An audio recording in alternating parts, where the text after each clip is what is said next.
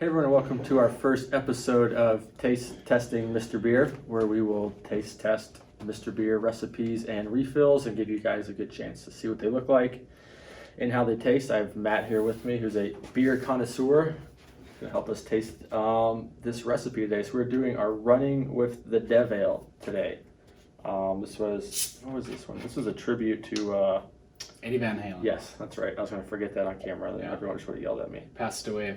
It's been 6 months now. Yeah. Maybe not. It's longer. It's post quarantine, so it's been a little longer than that. So this is, Oopsie. yeah, not much head retention on there, but it's been such Try for to a give it a touch.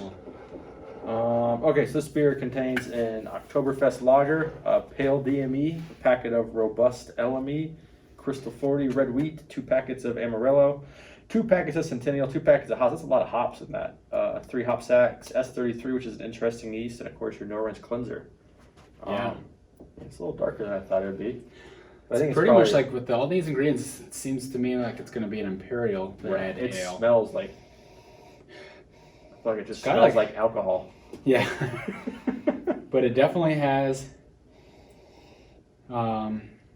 it's got the good malty backbone aroma. That's actually, But the hops definitely balance it out just on the aroma. yeah, I was just gonna say on the palate, it's extremely well balanced. It smells really good, actually. I'm guessing it's the Amarillo and Centennial pop. Yeah, this has been conditioning for some time, so it's not super fresh. I would say this has probably been conditioning for 3 to 4 months. Okay, yeah, So and that's a good it's time for a definitely big, mellowed. This is a big beer. I didn't big beer, check yeah. the ABV on this, but I think it's at least a it's couple up there. months is good. Overall, it's not bad though. A little dark on the palate, but most of our extracts create a little bit more SRM on the visuals. Overall, really good though. Some nice retention.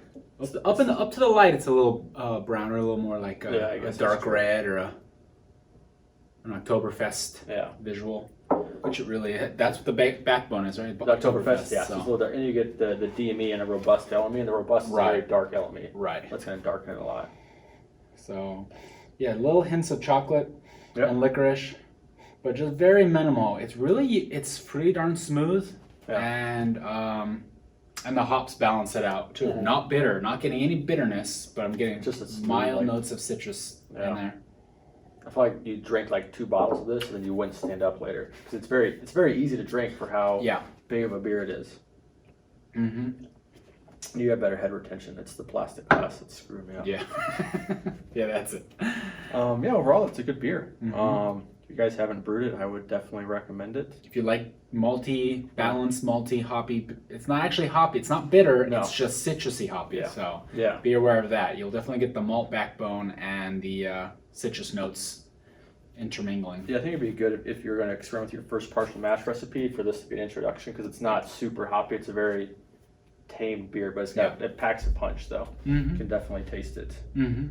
All right. You just be careful. It's Yeah, a be careful. doozy. It's a Yeah, whopper. it is. So that's going to wrap it up. They're quick, short videos. Hopefully we'll keep churning these out for you guys as we run through our recipe catalog.